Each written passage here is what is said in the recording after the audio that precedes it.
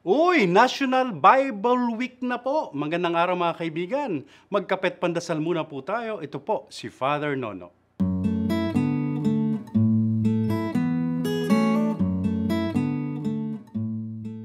Opo, sa linggo ay Bible Sunday na at next week, National Bible Week na.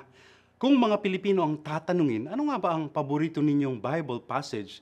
Malamang marami ang magsasabi, John 3:16. Sabay kakanta ng, For God so loved the world, He gave us His only Son. Let us tell the world of His love, the greatest love the world has known. Opo, kabisado natin yan. Paborito natin yan dahil naging theme song ng World Youth Day noong 1995. Kamakailan ay na-interview po ako at natanong, ikaw, Father, ano nga ba ang paborito ninyong Bible passage? Mula pa bata ako, ang paborito ko po ay Psalm 46 verse 10. Be still and know that I am God. Manatili ka at kilalaning ako ang Diyos.